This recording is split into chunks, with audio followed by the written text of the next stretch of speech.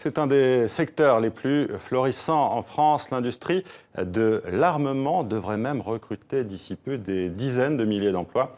La France, championne des armes, oui, mais à quel prix? Pour en être là, l'État français piétine-t-il ses valeurs universelles? C'est une des questions que pose votre enquête. Merci d'être avec nous, Romain Mielcarec. Vous êtes journaliste indépendant, spécialiste des questions de défense et vous publiez chez Taillandier Marchand d'armes, enquête sur un business français, un business assez impressionnant. On s'en rend compte à la lecture de votre livre. La France est en effet le troisième pays exportateur d'armes au monde et Paris a tout fait pour rester très puissant dans ce secteur, quitte à en sacrifier d'autres. Les armes d'abord donc, c'est bien cela. Alors, les armes d'abord, je ne sais pas, il y a un besoin aujourd'hui d'avoir une industrie qui permet de fabriquer des armes pour que les armées françaises puissent être équipées. L'idée c'est de pouvoir le faire en toute autonomie, d'être totalement indépendant là-dessus et de ne pas dépendre de fournisseurs extérieurs. Et comme la France n'est pas un très très grand pays, pour pouvoir alimenter son industrie nationale, il faut aussi exporter. Donc c'est un savant équilibre qui demande de jouer sur tout un tas de tableaux et qui permet d'avoir effectivement une industrie qui se porte bien et qui exporte plutôt bien. Et il y a peut-être un déséquilibre, justement, c'est ce que vous évoquez aussi dans votre livre. Alors, pour rester en pointe dans ce secteur, est-ce que, on va être clair dans cette question, la France accepte de fermer les yeux sur la finalité de certains contrats ? Alors, c'est pas ce qu'on dit au Quai d'Orsay. En tout cas, on fait le maximum pour être sûr que ça se passe bien, que ça se passe le mieux possible. L'idée, c'est que quand on vend un pays tiers, en général, c'est un partenaire ou un allié. Donc, on l'aide à assurer sa propre sécurité et en l'aidant, lui, à assurer sa propre sécurité, on espère que le monde s'en portera mieux. Est-ce que c'est toujours le cas? Non, effectivement, dans un certain nombre de dossiers, il y a des questions qui se posent sur l'usage qui est fait des armes, parce que les pays en question vont avoir une politique étrangère, une politique intérieure qui nous interroge. On peut penser à l'Égypte, on peut penser au Yémen, on peut penser à ces zones-là où finalement des armes françaises se retrouvent utilisées pour des usages qui nous posent problème. Et on voit justement là sur ces images des armes françaises livrées au Liban et payées par l'Arabie saoudite. C'est un exemple. Alors, il y a un organisme qui valide les ventes. Ça s'appelle le CIEMG, la Commission interministérielle pour l'étude des exportations de matériel de guerre. Normalement, vous l'avez dit, pas question pour que la France vende à des acteurs qui commettront des crimes de guerre ou qui persécuteront des populations civiles. Mais dans les faits, c'est effectivement plus compliqué. Il y a un service après-vente ou pas? Vous évoquez, vous, des relations diplomatiques, notamment avec l'Égypte. Alors, les CIEMG, en fait, c'est un regroupement des principaux ministères concernés. Donc, c'est sous tutelle du gouvernement. Et on va retrouver des diplomates, on va retrouver des militaires, on va retrouver les services de renseignement, on va retrouver le ministère des Finances. Et tous ces acteurs-là se retrouvent autour de la table et disent, voilà, il y a un projet d'exportation de telle entreprise vers tel pays. Et chacun émet un avis. Donc, en permanence. Il y a des critères précis ou pas, justement? Alors, il n'y a pas de critères précis. C'est au cas par cas, c'est en fonction de la situation, c'est en fonction des pays, en fonction des intérêts. En général, le débat est moins long lorsqu'il s'agit d'exporter vers la Belgique, l'Allemagne ou la Grande-Bretagne que lorsqu'il s'agit d'exporter vers le Togo, le Cameroun ou le Nigeria. Le but, c'est de faire en sorte que ça se passe le mieux possible, toujours. Et on va étudier les dossiers à différents moments. On va étudier lorsque l'entreprise veut aller sur le pays en question pour des marchés, pour répondre à des appels d'offres. On va réétudier la demande lorsqu'il va falloir signer le contrat. Et on va de nouveau vérifier que tout va bien lorsqu'il va s'agir de livrer. Donc il y a des cas où tout s'est bien passé et puis au moment de la livraison, on se rend compte que les relations sont plus bonnes ou on a des doutes sur ce que pourrait faire le pays. Ça a été le cas avec la Russie il y a quelques temps. Et on va dire finalement non, on annule le contrat. Voilà, exactement, on annule le contrat et finalement on ne livrera pas. Mais est-ce que c'est fréquent ça? Ou est-ce que c'est justement pour se donner une bonne conscience ou en tout cas afficher une vitrine? Alors, ce n'est pas une question de conscience, c'est vraiment une question d'intérêt. Quand on est à un tel niveau d'enjeu, il ne s'agit pas de savoir si tout d'un coup le président ou le Premier ministre ont un doute en termes de morale. Non, il s'agit vraiment de savoir est-ce que pour la France, c'est une bonne ou une mauvaise chose. Dans le cas de la Russie, c'était une mauvaise chose. La présidence a estimé qu'à ce moment-là, ce qui se passait en Ukraine, ce qui se passait à l'échelle régionale avec la Russie, on ne pouvait plus faire affaire avec les Russes. En ce moment, ce qui se passe avec l'Arabie Saoudite, la situation au Yémen, les opérations qui posent beaucoup de questions. Avec des civils qui sont tués justement lors de raids aériens de l'Arabie Saoudite. Avec des opérations menées de manière particulièrement agressive vis-à-vis des populations civiles. Au Quai d'Orsay, on me dit qu'on a suspendu les livraisons pendant un moment. Alors on verra jusqu'à quand, on verra combien de temps. En attendant, il y a déjà des armes à nous qui ont été livrées avant, qui servent. Mais on ne peut pas toujours anticiper ce qui se passera dans quelques années. Donc voilà, c'est toujours très compliqué de trouver les justes équilibres, parce que derrière, il y a le besoin aussi d'alimenter notre industrie, encore une fois, pour pouvoir équiper nos propres forces. Alors on va revenir aussi sur l'histoire de cette industrie de l'armement. Vous l'évoquez, ça a commencé en fait sous Louis XIV, et au départ, justement, cet armement était destiné principalement à l'armée française. Alors on peut remonter même encore plus loin. Moi, j'ai commencé avec Louis XIV parce que c'est le moment où on commence à avoir un magasin royal à Paris qui regroupe des armes. C'est une vraie industrie qui commence à ce moment-là. Voilà, c'est le moment où on organise l'industrie, donc on commence à acheter des armes à des artisans finalement qui sont un petit peu partout en France. Et puis on va organiser la fourniture des armées françaises.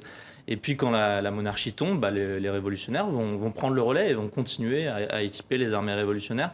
Et ainsi de suite jusqu'à aujourd'hui où on a cette industrie avec des grosses usines un petit peu partout en France, avec des équilibres aussi, des tissus économiques, des tissus locaux qu'il faut surveiller, qu'il faut entretenir.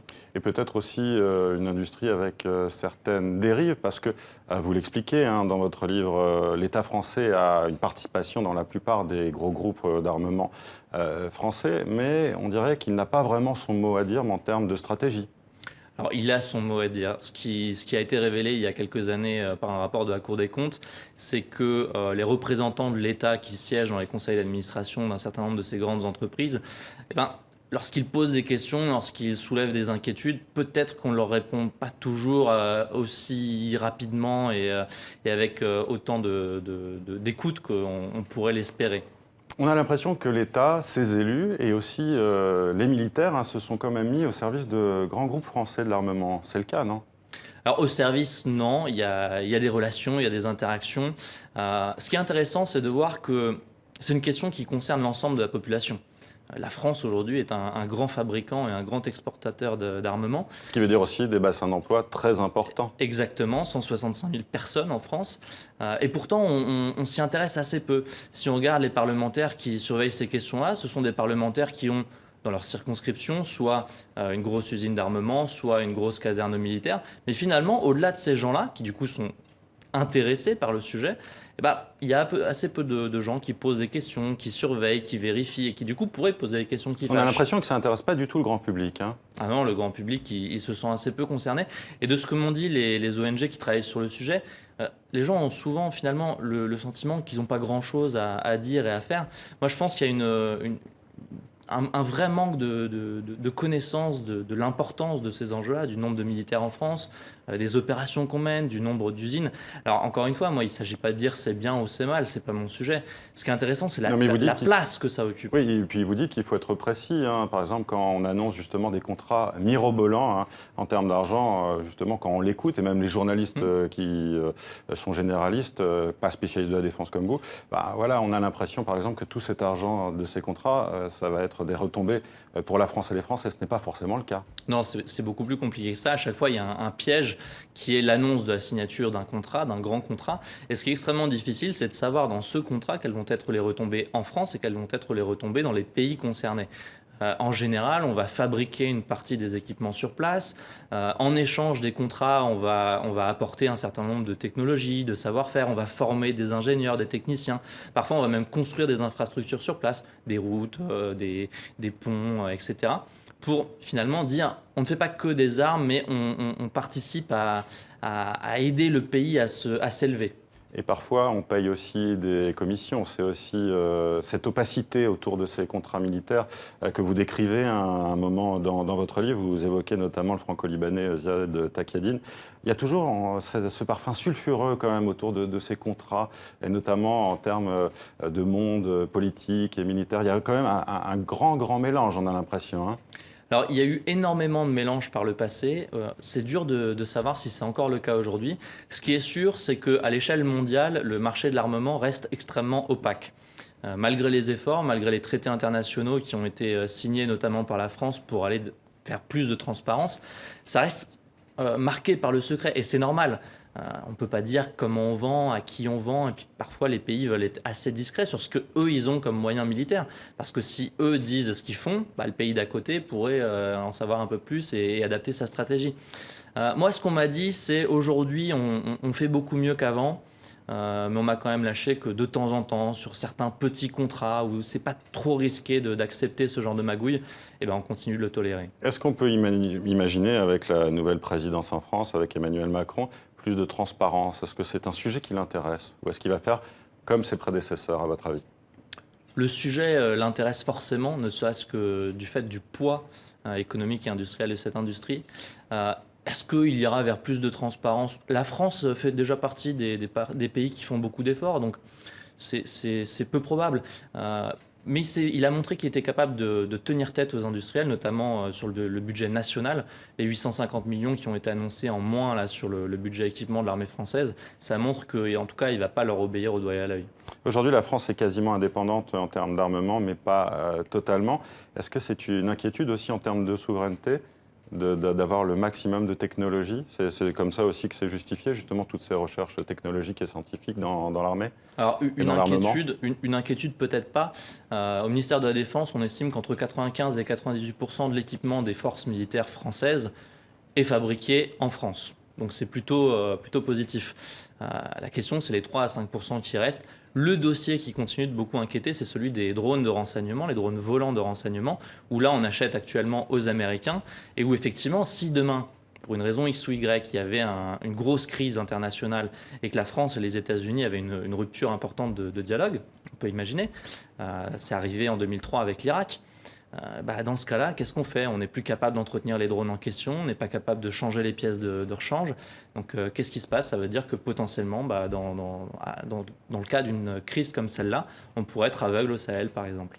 Merci Romain Melcarek d'avoir été avec nous. Je rappelle que votre livre Marchand d'armes, enquête sur un business français est publié aux éditions Talendier. Merci beaucoup d'avoir été avec nous.